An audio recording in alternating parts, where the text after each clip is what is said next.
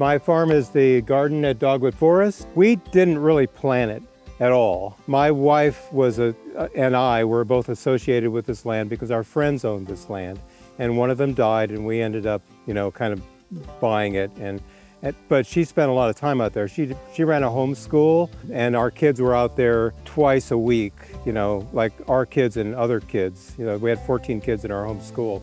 So basically they were out there like walking the land, playing around in the pond and various things. We were associated with it, and she's an herbalist, and so she spent a lot of time as she was out there looking at herbs, watching herbs at different times of the year, where they grew, where they moved to, and I wasn't even thinking farming. But like after I was on this land, and I always gardened and that kind of thing, but after I was on this land for like 2 minutes, I put up a teepee and I was kind of off and running. I don't know, it just kind of grabbed me, and I decided I was going to grow stuff. At the time I had a job where I was kind of behind a computer all the time, so I got to look at various grant programs and things, NRCS and SARE and various other things. And so I kind of got into it because I was able to get a grant, and then I went, oh, okay, and we started growing some stuff, and we were doing market farming. So we were selling some stuff, and I thought I would put in some orchard trees, and I put in some blueberries. And as I'm sitting there behind the orchard stand, noticed that my Swiss chard was wilting and the blueberries sold right away. And I thought, okay, this is what I want to do, Now I've been also the farm manager out of Johnson County Community College, and I think one of the greatest things that I would recommend is, if you haven't farmed before, to apprentice somewhere. Really kind of get an idea of what you like to do. You have to kind of decide what you want to do and your lifestyle and how that fits in. And then, like we got a bunch of land.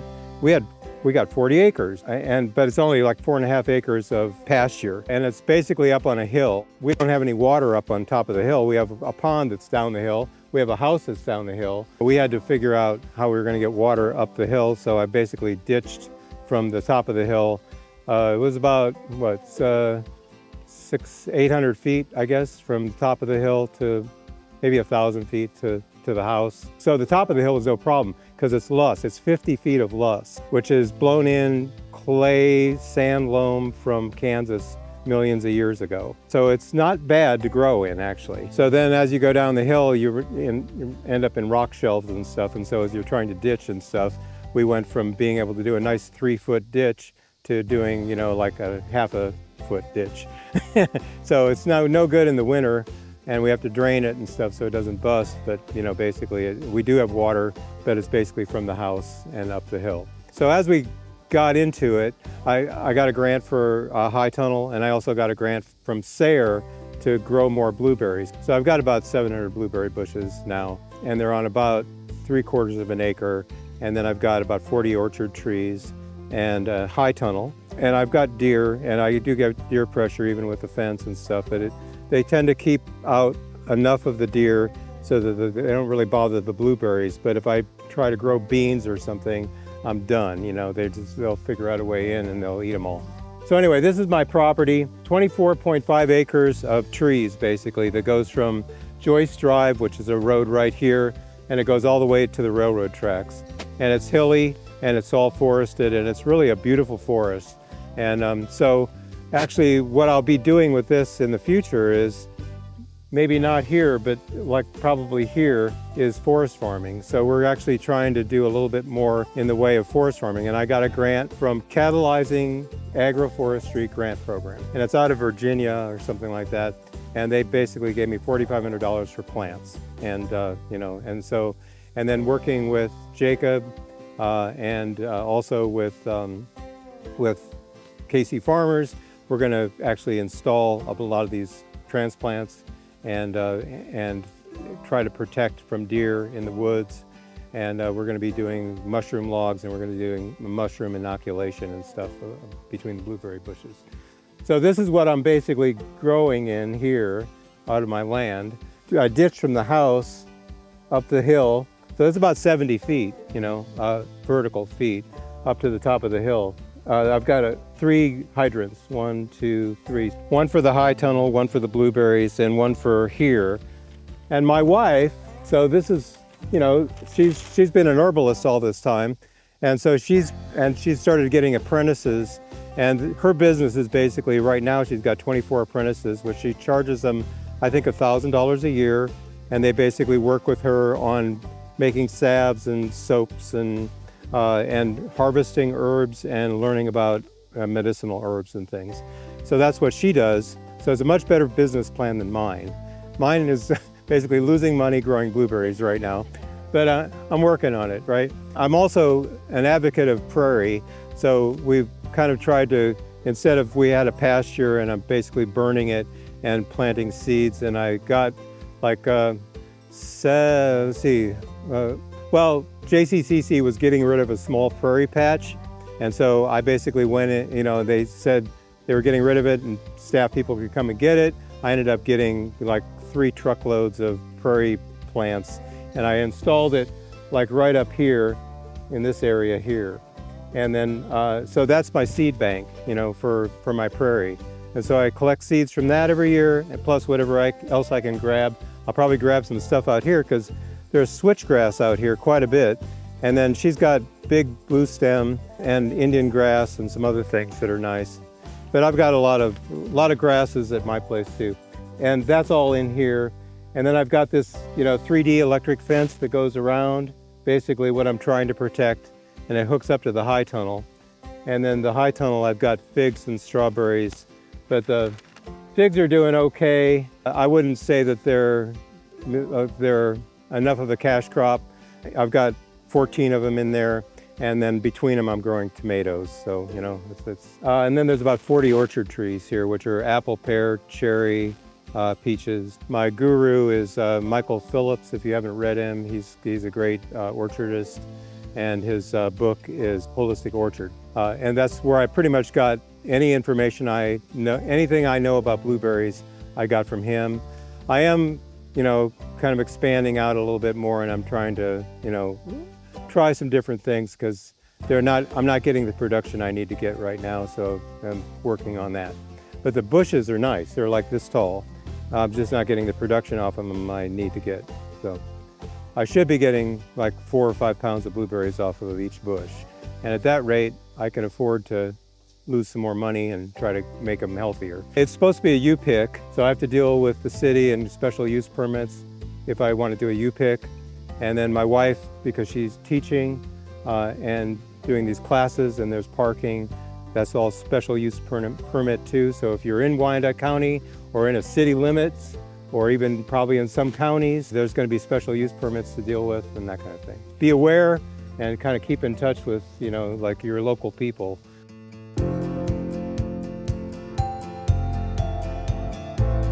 So we've walked around, right? We've seen stuff, we've talked about stuff. Now you've even seen how Rick has cut his land, right?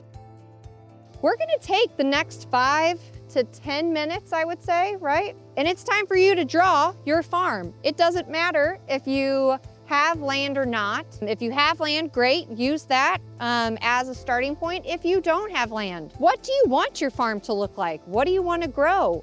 On your first page here, it should have a big space, but start drawing that and be as specific as possible. I also would encourage you to use color, because color can indicate different things. Structures versus a water line versus a different field or a different type of something. We want you to go ahead and do this part. Invest the time in thinking about it, even if it's just an idea for right now. And then when we come back, we're going to talk a little bit about what you drew, and then we're gonna kind of walk through the rest of the worksheet. How did that exercise go? Was it easier than you thought? Was it more difficult than you thought? Ooh, yeah, give that a whirl. I can hold it for you. Ooh, nice. I guess putting like aromatics and like a pollinator kind of pest control medicinal garden in this like blue area, and then putting beds behind here so that like stuff can't get to it. But essentially I'd have like an earth berm home, like a little hobbit hole. Ooh. And then we walk out here, we have fruit trees. Then we have all of our like flowers and aromatics and like pest control. Thank you so much for sharing this. Give him a round of applause. Well, the next thing we're gonna talk about is, gosh, you probably saw some of this and you're like, how am I gonna get all of this done. Like, I gotta do this immediately. Oh my gosh, this is gonna cost so much money. Oh my gosh, how am I gonna do all these things? Well, we have 2 words for you that we're gonna elaborate on: time and scale. Those are the 2 magic words that really frame the rest of our conversation about planning.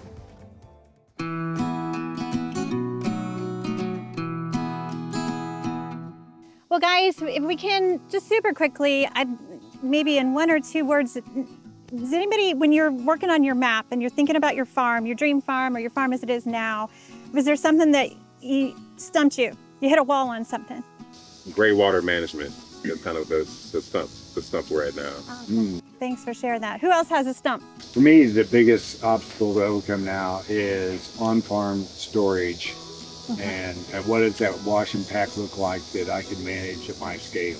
Love it. On-farm storage. Over food production, I don't have enough to like frequent a market or sell all the time. Like, where would be a good outsource of like surplus? Okay, so marketing or distribution, because you're thinking like how I may have something intermittently, but I still need to move it.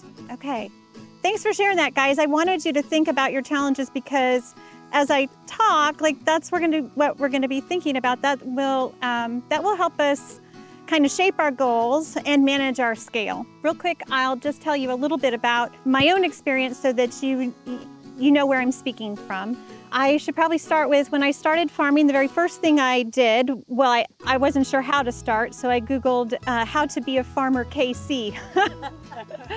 Swear to God, I was working at the Kansas City Art Institute sitting at my desk, and that's what I Googled. And the very first thing that popped up for me was Growing Growers KC.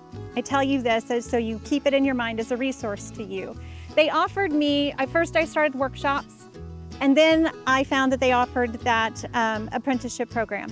And I went through that apprenticeship program. So then I met folks at Growing Growers KC who told me, oh my gosh, you've got to try the Sustainable Ag program, certificate program at Johnson County Community College. And that is where I met Rick. And Rick was and is my mentor there. It took me a year and a half, but it was a year. Yeah, it's just a certificate program. It's a 1 year, yeah. Yeah.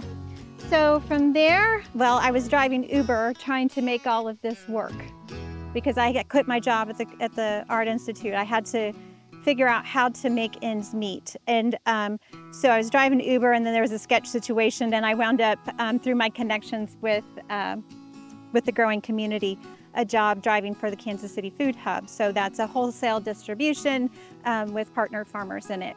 And then I moved from the city to Miami County, where I started my own very small, less than an acre specialty crop production. And I got a job with the Conservation District, where I meet with, talk with, provide technical assistance to folks just like you who either are just thinking about it, have a seed of an idea, or have been farming for many, many years. And not just organically, conventional farmers too. So across the board, that is where I'm coming from. So you guys drew a map, a time map in your head of what you think your operation is gonna look like.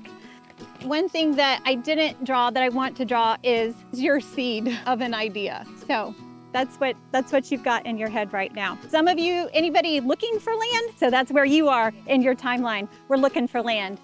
There's a lot of things to consider when you're looking for land, and I think Rick is gonna talk about some of them, but some of the things you're thinking about are you gonna go urban? Are you gonna go rural? That affects your scale. How big of a space are you going to have? How much acreage? And are you gonna have your home on site? Those are things you are thinking about as you're looking for land. If you're landed, Rick talked a little bit about how when Regina landed, she was watching how things grew. So as you're landed, even if you've been on your place for years, you're still observing how is water moving on your property? What is growing there? Because that changes all the time. What creatures are there? How does the sun move over your property? Where is the shade? Where is the full sun? So even though you're landed, you're making some observations.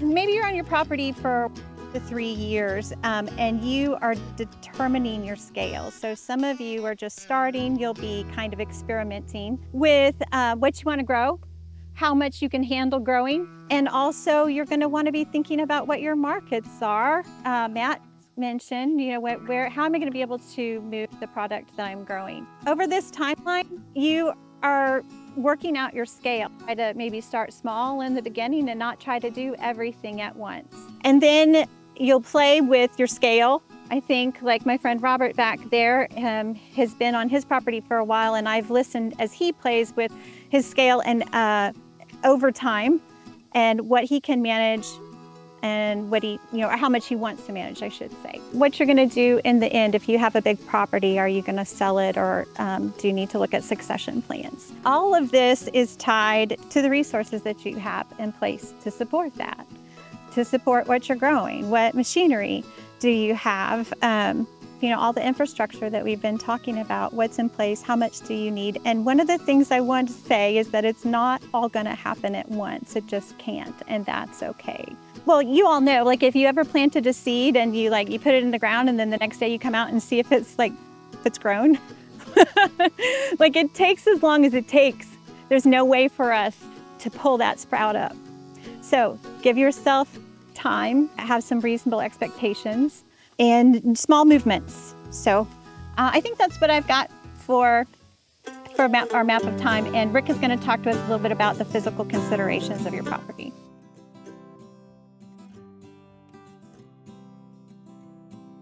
Like I said before, this is a huge hill. This is 70 feet vertical from the house to here. Does anybody have any ideas what kind of problems this causes for me? One of the things that causes me a lot of problems is I'm trying to get mulch up to these blueberries, right? So I can't get a big truck up there. You can get like the city Asplin truck has been up my road, so not too bad. But I can't get a dump truck up there or anything like that. So I have to get, and I certainly can't get a semi up there. And a semi is what drops 80 cubic yards of mulch for me, right? So that drops that down here on this road, right off the side of the road. There's a spot. And they back up and then they dump like that. I have a tractor, which I got when I bought the house, you know, so that was great. It's got a front loader and that goes in my truck and then I go up there, but it's still a lot of work and then I have to basically hand cart it out to the blueberries. So, you know, that's crazy, really, you know. So any other thing that you'd notice about this that would be a problem? Yeah, not so much, because I've got it terraced. So my blueberries run across, this is my hill, this is the high point right here, actually, and it's running downhill like this. So I've got this all terraced, you know, across, and so it's just a great water catchment, actually. And if you're growing fruit, so this was a great thing for me, because blueberries don't like wet feet. They like lots of water, but they don't like wet feet. So, you know, basically by having a terrace, catches all that water, and it, you know, and then I have a lot of mulch in there, so they do pretty well without having to water them a whole lot. I've had to water them twice this year, but if I didn't water them at all, if I didn't have irrigation in there, they would die, you know, so because they don't have really deep roots like a lot of other plants. So what are some considerations that you have? Yeah. I was just wondering if on your high tunnel, the wind is a factor up on top of the hill. Yeah, a friend of mine, when I put it up there, she said, we're probably going to see that in the trees in about a year. And no, I haven't had that problem. So it is, you know, when I put it in, mine is every other post has cement, and it's a permanent structure. And then, you know, like when you put the post in, you put a screw in it when it's in the cement so it doesn't pull out. And it's stayed pretty good. I've had the plastic blew off one year, and then I put it back on after a year, and then it blew off again immediately because the hip board had dry rotted. So that was my fault. I didn't notice it. It's fine now. Yeah, good. Yeah, really good because I use a lot of mulch. Yeah. And Was it good when you I did soil tests, and it's like a sandy loam clay, which is blown in from Kansas. So it's not bad. It's got a lot of minerals in it. Some of them are kind of bound up. So the more mulch you can get in there and other kinds of things, the better, you know. And that's just something you really need to check out with your soil when you're when you're assessing your land, what do you need to add to? And like I said, I don't have any problem with too much water, but you have possibly a problem with too much water at times. So sometimes it's a situation of getting water out of there, right? Yeah, would be much better if I was like living up on the hill and I could watch the deer. At the end of the day though, it's a walk downhill, so. Oh, 25, 30 to 50, yeah. I mean, they'll keep going if you keep them healthy, yeah. They're not a problem, really. The birds are not a problem. The deer are a problem only that they bite off the plants sometimes in the spring. They leave them alone during the year, so they're not a problem in the fall. Like, spring is the worst, actually, yeah. But that's certainly a consideration, right? Like, I've got basically forest between me and anybody else. So like, that's a great thing for me. You know, are you going to get property and then think about what you're going to grow? Or are you going to think about what you want to grow and then you're more limited as to, you know, what kind of property you're going to want to get, you know, because like I would not be able to grow, you know, like that much in the way of annuals on my hillside, you know, but for an orchard, it works pretty well.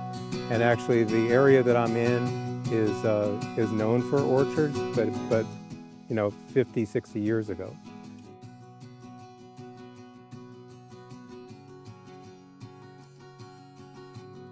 So in terms of production goals, keeping that in mind, change is a constant in farming. Just to give you some things to think about, what do you want to produce?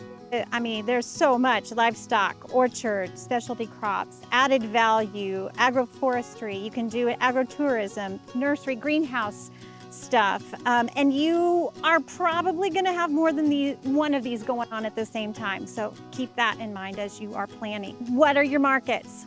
Are you a homesteader who wants to produce just for your fam, or are you wanting to hit the farmers markets? Are you wanting to have a CSA, or you want to sell wholesale, or do you want to do a bunch at the same time? Consider that. What are your production practices? Are you want to be conventional, or do you want to do organic practices, no-till, or in the ground, or raised beds? Are you thinking about a high tunnel? What about livestock? Are you going to rotational graze those? Are you going to continuous graze? Like, these are things you should consider when you are looking to buy property or land someplace. Are you thinking about irrigation? No irrigation?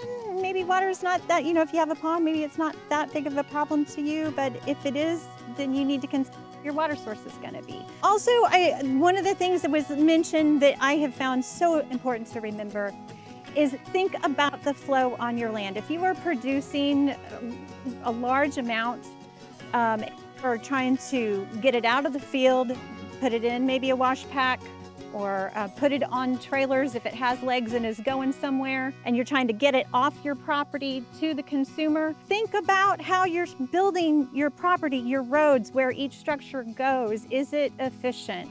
Something as simple as, does my storage unit have a step I have to go up? Doesn't seem like a big deal. It's a huge deal. You don't want to step up that step all the time. So it's easier to just roll your carts in there.